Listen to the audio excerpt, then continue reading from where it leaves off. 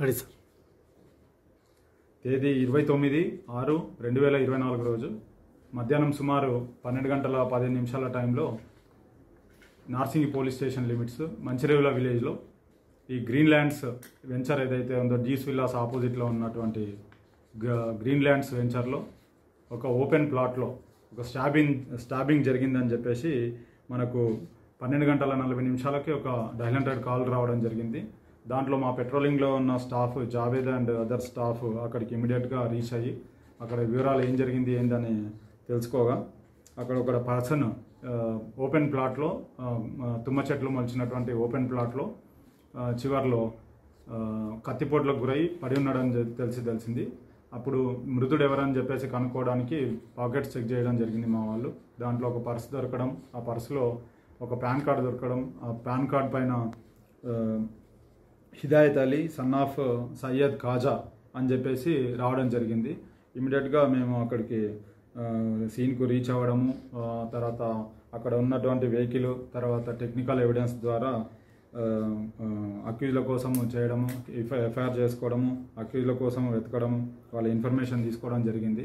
మాకు దొరికిన technical evidence వల్ల హత్య చేసింది సయ్యద్ ఆమీర్, ఇతను ఫలక్నుమాకు చెందినటువంటి పర్సన్, అండ్ సీమా బేగం అని చెప్పేసి ఈమె ఈ గోల్కొండ చోటా బజార్లో ఉండేటువంటి ఆమె అని తెలిస్తే దాంట్లో వాళ్ళని పట్టుకోవడానికి కోసము మా టీమ్స్ ఫామ్ చేయడం జరిగింది.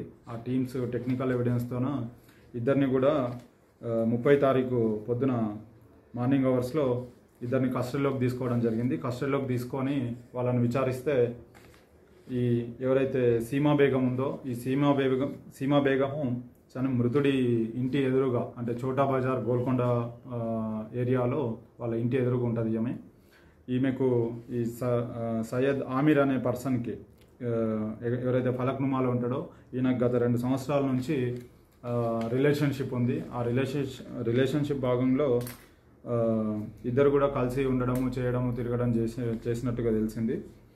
ఈ మృతుడు ఎవరైతే ఉన్నారో దుబాయ్లో ఈయన ఇంజనీర్గా పనిచేస్తాడు. మొన్న బక్రీద్ పండుగ సందర్భంగా ఆయన దుబాయ్ నుంచి హైదరాబాద్కి ఇక్కడికి గోల్కొండకు రావడం జరిగింది. ఆ తర్వాత ఈ సీమా బేగంకు ఫోన్ నెంబర్ తీసుకొని ఆమెకు కాల్స్ చేయడము, ఆమెతో మాట్లాడడానికి ట్రై చేయడము, ఆమెతో రిలేషన్షిప్ పెట్టుకోవడానికి ట్రై చేయడం అన్నట్టుగా తెలిసింది.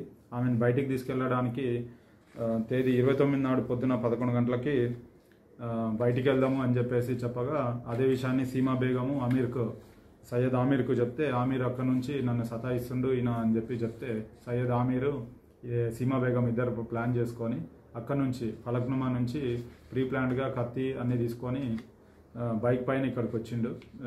ఎవరైతే సీమా బేగం గోల్కొండ ఫోర్ట్ దగ్గరకు వచ్చి నిలబడగా డిసీజ్డ్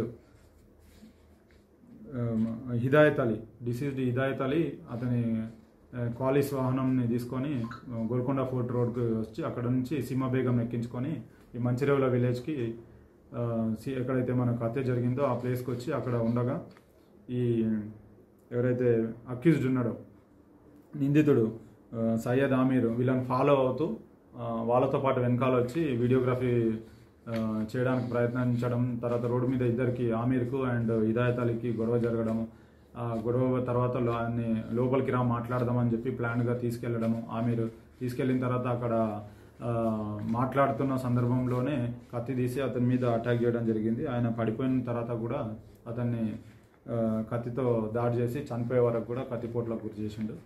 అది అయిన తర్వాత ఇమీడియట్గా బయటికి వచ్చి ఇద్దరు కూడా ఈ సయ్యద్ ఆమీర్ తెచ్చుకున్న బైక్ పైన పారిపోవడం జరిగింది. దీంట్లో ఇద్దరిని కూడా మేము